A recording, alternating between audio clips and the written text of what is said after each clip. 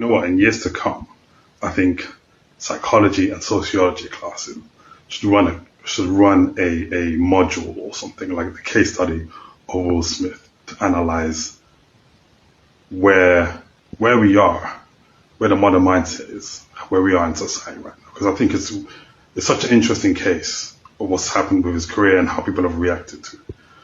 And obviously, I've had my criticisms of him. I'm not saying you shouldn't criticize him, but like I see people now are just trying to kick him out when he's down and just nitpicking, just trying to find anything to clown him on.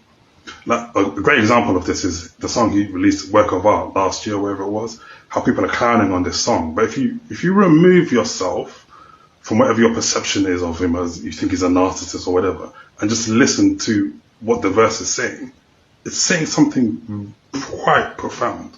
Like the verse, his first verse is using a very basic scheme, like comparing two opposite things in each line. And people are like clowning him, like, oh, you're saying something so basic. But that's actually the point.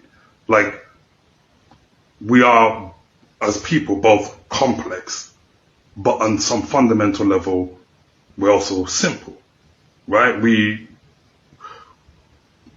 all have cultural differences and whatever different perspectives on lives, but also on a fundamental level, we're all the same. We all have those central drives that motivate us.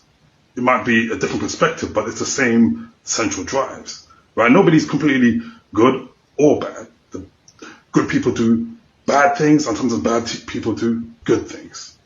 That's why we're a work of art. And I think the main thing that people are railing against Will Smith on right now is that it's quite evident that he's got a big ego, and he's always been seen as this nice, smiley, family guy, humble. He's obviously not that humble, right?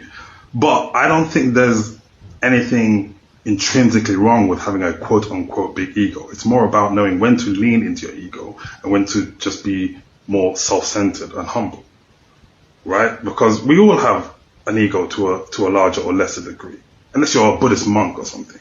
So in his case, it's even more complex because he also has clearly huge insecurity. Again, leans back into his work of art song. Nobody's just one thing.